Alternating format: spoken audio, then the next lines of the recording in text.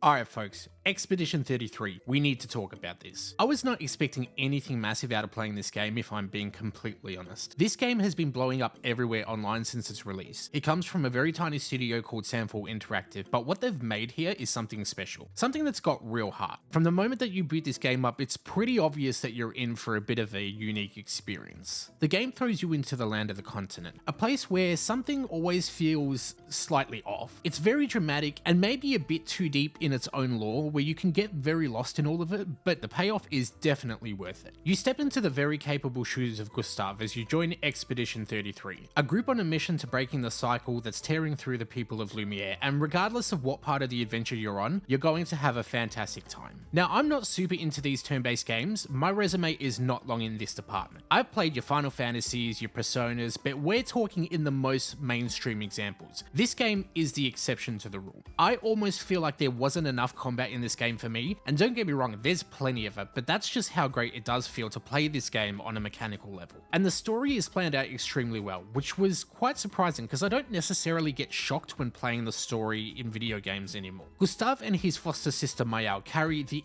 absolute emotional weight of this story, and their relationship is the anchor point to the whole package. They have their moments of frustration, fatigue, and all that other stuff, but it's also a real bond that's susceptible to hurt, to fear, and all the other characteristics that really make you invested in this kind of a tale. In fact, I'd say the entire cast probably brings a rich and significant texture to this kind of setup. Luna's headstrong by-the-book energy often serves as a pretty good backbone to the party, and she and Gustav play off each other in an extremely brilliant way. Ciel is almost the mother-hen personality of the group, and she's quite excellent at dealing with the rising tensions. Just her presence lets you know like, hey, everything's going to be okay, even when you know sometimes it clearly won't be. Verso is kinda Verso. His personality comes with many flaws, but he's very much the diamond in the rough. While he's very frustrating, he almost invokes the human emotion in you like he's trying to solicit a response, but he is extremely deep behind those eyes. Dialogue in Expedition 33 is very laid and purposeful, to the point where you might not realize just how much of it is intentionally placed. It very much gives me that Game of Thrones effect. On the surface, it's brilliant for what it is, but when you go back and digest things, everything starts to take on a different weight without changing the original intention, which I feel is kinda rare to see in gaming. Maybe you would disagree, but not many titles can hold that level of writing in my book. What really sets this story apart is how much of the storytelling takes place without the use of words. The game leans heavily into the use of body language. Often it'll be like a facial expression, a slight gesture that is made, or the way that somebody purposefully avoids eye contact. You're listening to the characters, of course, but at the same time, you're reading the room, picking up on tension in a very raw and honest way. It's almost unbelievable the way the characters can move and mimic that real-world behavior, and takes you away a bit from the fact that you're playing a video game, which is kind of a scary thought. Another thing that really stands out for me is the way the game manages to work in that genuine humor, especially in heavier moments. It's not that typical goofball, wink at the camera type of humor that we've become accustomed to with like Hollywood movies. It's quieter, it's nuanced, and it sort of plays that card of, if I don't laugh, I would cry. Get out of my way! Jeez, tu pochino paparino. No. It's just it's the password. Pico flemicola, gor granda bare bombino, passwordito. Gomiku rapito sava. It's moments like these that give the whole story that necessary breathing room to be able to pull off some of those dark and tragic moments, but not make you feel like you're going to suffer from this journey. The game is an absolute blast to play mechanically. It's the same turn-based combat loop that we've seen for many years now, however, it does flow a little bit quicker than you might expect. I've seen a lot of comparisons online to the Souls games. Now, I wouldn't necessarily go that far, however, the game does utilize parry and dodge mechanics. Do they overhaul the turn-based system so much that you would call it a new genre?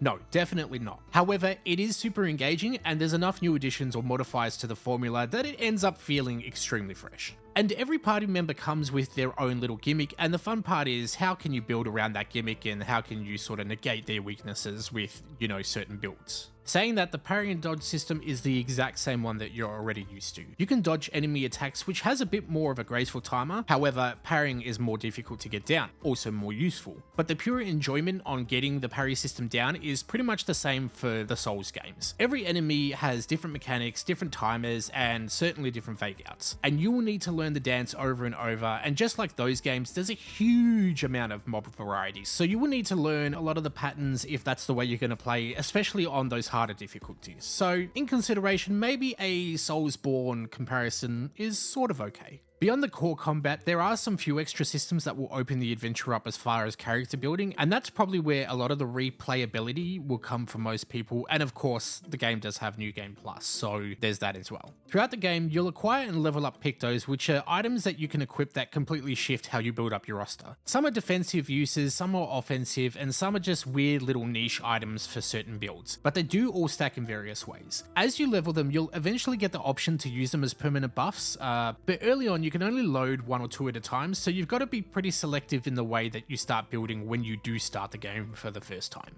The game eventually does let you expand how many you can keep stored at one time, so by the mid to late game, you're kind of building out a proper toolkit with things like gaining a shield when your health drops or auto-protecting the team when someone dies. Some cases even an auto-death resurrection build, which is pretty cool. I've not done one myself, but I've seen a few of those on YouTube, which has been pretty entertaining. There's a lot of flexibility, and it gets even more interesting once you start upgrading your weapons too, because suddenly you're thinking about your full party synergy and not just like what you can afford. It's one of those systems that once it clicks in your head, it changes how you're playing the game, and then all of a sudden, like, doors open and opportunities start to unfold.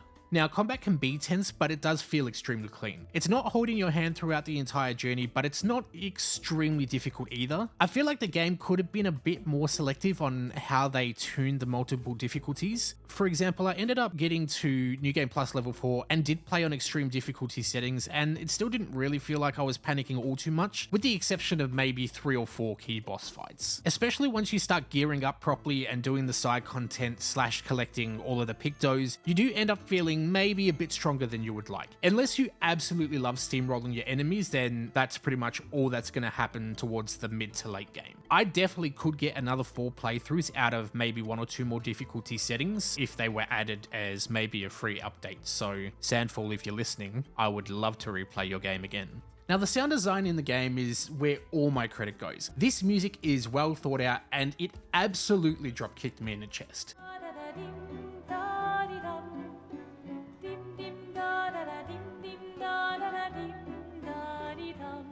It's melancholic, it's heavy, but there is enough light scattered throughout the experience to give you hope, which is very adjacent to the story. There's very much a weight to it that sits right underneath the dialogue, carrying all that uncertainty and hope, and sometimes more clearly than the words can themselves. The DNA of this music needs to be studied. I feel like that for me is what cements this already great experience to becoming one of legendary standing. And I think Expedition 33 made me realize that music is the biggest thing I look for when playing games in general. And I always knew that it was a factor for me, but I think this game really cemented that it's not just a factor, it's the factor. Now, that's not to say that I haven't heard a lot of incredible gaming soundtracks over the years. I can almost hear you thinking about your favorite soundtracks in gaming, but I've never felt one carry quite this much emotional tone.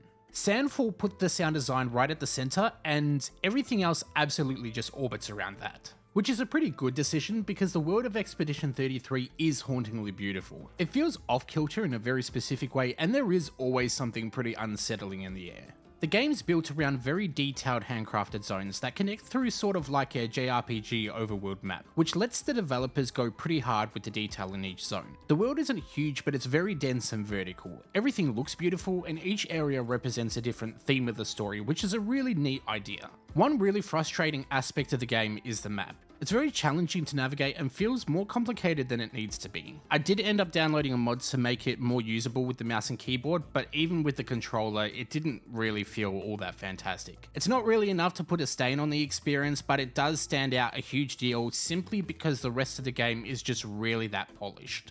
Once the story is wrapped up, if you're the type of person that goes back and does the obligatory cleanup, it can end up feeling pretty rough. For me, it was just a lot of wandering and wondering, was I here already? Did I finish this objective? What side quest was I going to do? All I need is a slight improvement on the controls with the map and maybe a way of knowing what's remaining or what's been done in each zone.